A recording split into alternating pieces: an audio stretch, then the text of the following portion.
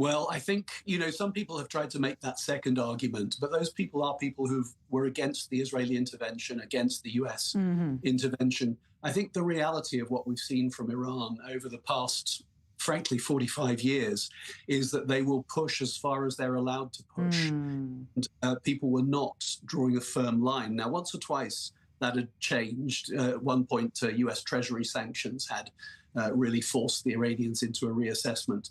Most of the time, they get away with what they do, both pursuing nuclear ambitions and also waging asymmetric warfare against their neighbors and against the Arab states, and of course against Israel. And so I think that what we've finally seen is Iran realizing that it can no longer do these things without cost. And I think that is a very important positive step. So in this respect, Ariel Osseron, is Tehran finished, or is it just, regrouping? Is the deterrence restored, or just waiting? Look, Ellie, I think in a post-October 7th reality, the word deterrence is a very fickle term.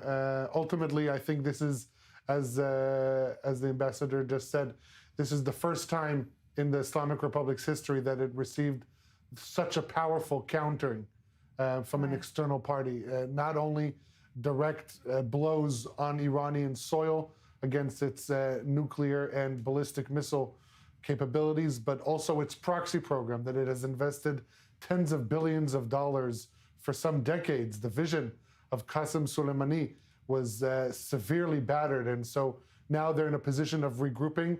They are showing no signs of letting go of that strategy, and so I think the stage is being set for round two, which is likely to be a lot more violent because the Iranians don't want round two to be the last round, whereas that is exactly what Israel's hoping for. Yeah, Supreme Leader Khamenei even said so himself. You cannot stand this not war, not peace situation. It's either or, no in between. Mr. Melman, your thoughts? Well, around 25 years ago, I talked with the Deputy Director General of IAEA, Olli Oinonen, and I asked him about, and he was an expert on the Iranian nuclear program and visited Tehran many times. And I asked him, what is the Iranian grand strategy? And he told me they don't have a grand strategy. They are taking it step by step. If they are stopped, they would retreat. And I think what we have seen in the last few years is exactly that picture.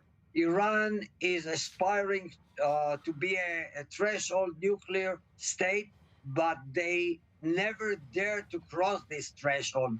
And therefore, they would continue with the same policy, with the same doctrine. However, they were stopped by the Israeli and the United States blows, and now they are reassessing how to proceed regarding the nuclear program and how to respond for the Israeli supremacy and the United States support of Israeli supremacy.